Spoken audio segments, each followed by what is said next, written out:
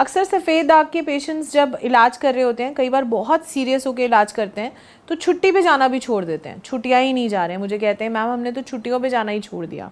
और कुछ लोग ऐसे होते हैं कि छुट्टियों पे जाते हैं और वापस आते हैं तो दाग बढ़े हुए होते हैं। तो हर तरह के पेशेंट्स हैं, पर ये वीडियो आज उन लोगों के लिए है जो मुझसे बहुत बार पूछते हैं कि मैम छुट्टियों पे कहाँ जाएं, क्या खिलाएंगे बच्चों को। तो ये वीडियो, या खुद क्या खाएंगे, तो ये वीडियो आज आपके सभी सवालों का जवाब देगी कि आप अपनी छुट्टियाँ कैसे प्लान करें, कहाँ प्लान करें और अपनी डाइट का ध्यान कैसे रखें। आयुर्वेद के अकॉर्डिंग हर इंसान की प्रकृति यानी कि जो आपकी कॉन्स्टिट्यूशन है वो अलग अलग होती है। 3 दोष होते हैं, वात, पित्त, कफ, और इन्हीं के बैलेंस या इन्हीं की डोमिनेंस यानी कि कौन सा दोष प्रधान है आपकी प्रकृति होती है, और उसके अकॉर्डिंग ही आपकी बॉडी में जो भी कंप्लेंट्स हैं या जो आपको फूड खाने से अच्छा लगता है या नहीं लगता है, ऐसा होता है। अब इसकी जानकारी बहुत लोगों को नहीं भी होती, बट जो मेरे पेशेंट्स हैं उनको अपनी बॉडी टाइप या उनको अपनी डाइट से रिलेटेड बहुत जानकारी ऑलरेडी हो चुकी होती है। डाइट चार्ट तो उनको मिला ही होता है कि उनको ये खाना और ये नहीं खाना। तो जब बात आती है छुट्टियां प्लान करने की, तो जब वो बॉडी टाइप बताई जाती है, ऐसा माना जाता है कि जो पित्त डोमिनेंट लोग होते हैं उनको ठंडी जगहें अच्छी लगती हैं, जो वात डोमिनेंट लोग होते हैं उनको गर्मी वाली जगहें अच्छी लगती हैं जहाँ थोड़ी सी गर्म हवा या गर्म फीलिंग रहती है। तो इस सब का ध्यान यूजुअली आजकल लोग नहीं करते, इतना सोचते नहीं है, बट कभी अब अगर आप सोचेंगे तो आप रियलाइज़ करेंगे कि हो सकता है कभी आप किसी बीच के पास गए हो, आपको इतना मज़ा ना आया हो, ठंडी जगह गए हो तो मज़ा आया हो, क्योंकि आप पित्त डोमिनेंट है। सो अगर हम सफ़ेद दाग की बात करें तो पित्त डोमिनेंट ये डिसऑर्डर है, हालांकि तीनों दोष इन्वॉल्व होते हैं, बट पित्त डोमिनेंट है यानी कि हीट रिलेटेड ये ज़्यादा रहता है। तो अगर आप मेरे से एक जेनेरिक मतलब कि एक जनरल एडवाइस पूछे तो ठंडी जगहें जो हैं वो ज़्यादा फ़ायदा करती हैं। फ़ायदा इन द सेंस कि मतलब नुकसान कम करती हैं, बट ऐसा तो नहीं हो सकता कि हम हमेशा ही ठंडी जगहें प्लान करें। तो मैं दोनों जगहों की बातें करती हूँ कि गर्मी या पानी के पास या कोस्टल एरिया वाली हॉलीडे में क्या दिक्कत या फ़ायदा हो सकता है, और ठंडी जगह में क्या दिक्कत या फ़ायदा हो सकता है। तो सबसे पहले बात करते हैं जहाँ पर बीचेस हैं, पानी है, गर्म हवा है, उसमें क्या फ़ायदा और क्या नुकसान है। सो सबसे पहले जहाँ भी बीचेस हैं, ये तो सभी को पता है मेरे पेशेंट्स को कि मैं स्विमिंग पूल मना करती हूँ क्योंकि क्लोरीन होता है उस पानी में, या बीच का पानी जो नमक वाला होता है वो कभी कभी किसी की स्किन के लिए बहुत फ्रिक्शन क्रिएट करके दागों को बढ़ा देता है। तो वहाँ पर ये नुकसान है कि आप पानी वाली जगह जाकर भी पानी इंजॉय नहीं कर पाते हैं। बट अगर आप मेरे जैसे उन लोगों में से हैं जिनको पानी देखकर भी अच्छा ही लगता है, तो आप वहाँ जा सकते हैं, पानी के अंदर ना जाएं, पास में बीच पे बैठना चाहें तो बैठ सकते हैं। बट जब आप वहाँ हॉलीडे कर रहे हैं, आपको तेज़ धूप का टाइम अवॉइड करना है, मतलब आपको बिल्कुल कड़कती धूप में बीच पे नहीं जाना है।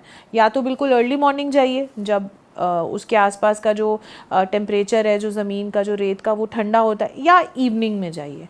और अगर मान लीजिए दिन में जाना ही पड़ता है, आप ग्रुप के साथ जा रहे हैं और आप चले ही गए हैं, तो अम्ब्रेला कैरी करेंगे, फुल स्लीव्स के कपड़े पहनेंगे, हैट बड़ी बड़ी कैरी करेंगे और पहनेंगे, या फिर जो बीच के पास बड़ी बड़ी छतरियाँ लगी रहती हैं उसके नीचे बैठने की कोशिश करेंगे। डायरेक्ट धूप आपको अवॉइड करनी है। और वहाँ पर जब हम खाने की बात करें, ऐसी जगहों पे जो यूजुअल खाना मिलता है, अगर आप नॉन वेजिटेरियन हैं तो वो सी फूड होता है, मेनली फ़िश, प्रॉन्स, ये सब मिलता है, ये आपको बिल्कुल भी नहीं खाना है, इससे आपके सफ़ेद दाग बढ़ सकते हैं। बट ऐसा भी पॉसिबल है कि आप वेजिटेरियन हो, तो वेजिटेरियंस के लिए तो फिर वही ऑप्शन रहता है कि अगर आप कोस्टल एरियाज़ में गए हैं कि आपको साउथ इंडियन फूड ज़्यादा मिल रहा होता है, तो उसमें आपको ध्यान रखना है कि सांभर जो बाहर मिलता है वो बिल्कुल खट्टा ही होता है, तो वो तो आपको नहीं खाना। बट अगर वंस इन अ वाइल आपको इडली या डोसा खाना पड़े तो आप खा सकते हैं। उसमें भी अगर आपको ऑप्शन मिलती है कि आप अपने आप से बता के डोसा बनवा सकते हैं, तो आप ऐसा जो बैटर है वो यूज़ करवाइए कि जो ज़्यादा फर्मेंटेड नहीं है। उनको बोल दीजिए कि कल हम लोग डोसा खाएंगे, तो आप रात को भिगो दीजिए बैटर और सुबह उसको ग्राइंड करके यूज़ कर लीजिएगा। सो थोड़े से चेंजेस हैं, अगर आप कर सकते हैं। और अगर नहीं होता है तो जो अवेलेबल चीज़ें हैं उसकी भी मैंने आपको ऑप्शन बता दी कि आपको खट्टा बिल्कुल जो चीज़ है वो नहीं खानी है और तेज़ धूप को आपने अवॉइड करना है। नेक्स्ट बात करते हैं ठंडी जगहों की। ठंडी जगहें जैसे कि हम पहाड़ों की बातें करें जहाँ पर मौसम जो है यूजुअली ठंडा रहता है, यहाँ पर अच्छी बात ये होती है कि आपको गर्मी नहीं लगेगी, तो आपको एक्सेसिव स्वेटिंग नहीं होगी, आपको इचिंग नहीं होगा। बट यहाँ पे भी धूप कई बार बहुत तेज़ होती है। मेरे जो पेशेंट्स हैं जो शिमला या हिमाचल से या कुल्लू से आते हैं, तो मैं उनको अक्सर बताती हूँ कि आपको भी तेज़ धूप अवॉइड करनी है, तो वहाँ पर भी आपको प्रिकॉशंस लेने हैं। तो वहाँ पर आपको सन ग्लासेस पहनने हैं, कैप्स पहन सकते हैं, वहाँ पर तेज़ धूप अगर अवॉइड कर सकते हैं तो करिए। बट अगर नहीं कर सकते हैं तो अगेन डायरेक्ट सनलाइट के अंडर नहीं रहना है। वहाँ पे बहुत तेज़ रहती है धूप, मतलब उसकी इंटेंसिटी बहुत हार्श हो सकती है आपके लिए। वहाँ पर खाने में आपको नॉर्मल खाना मिलता है, हिल स्टेशंस पे मैगी बहुत मिलती है, तो अगर Maggi once in a while कभी खा ली तो इतना नुकसान नहीं करती है, उसको रेगुलरली कंज्यूम नहीं करना है। वहाँ पर चाय मिलती है, तो चाय पीने में भी कोई नुकसान नहीं है। और वहाँ पर जब हम हिल स्टेशंस पर जाते हैं तो यूजुअली नॉर्मल नॉर्थ इंडियन खाना मिल जाता है, जहाँ पर भी आप रहते हैं वहाँ का खाना ही मिल रहा होता है, बस अपने हिसाब से। जैसे अगर दही मना है तो दही छोड़ देंगे, खट्टी चीज़ आउट एंड आउट है तो उसको छोड़ देंगे। बट और वहाँ पर जो लोकल चीज़ें मिलती हैं उनको आप इंजॉय कर सकते हैं। जैसे लोकल कई बार कोई फ्रूट्स मिलते हैं, अगर वो खट्टा ना हो तो टेस्ट के लिए कि आप गए हैं तो कभी खा लिया तो कोई दिक्कत नहीं है, बट खट्टी चीज़ें जो हैं वहाँ पर भी आपने अवॉइड करनी है। ये तो हुई जगहों की बात।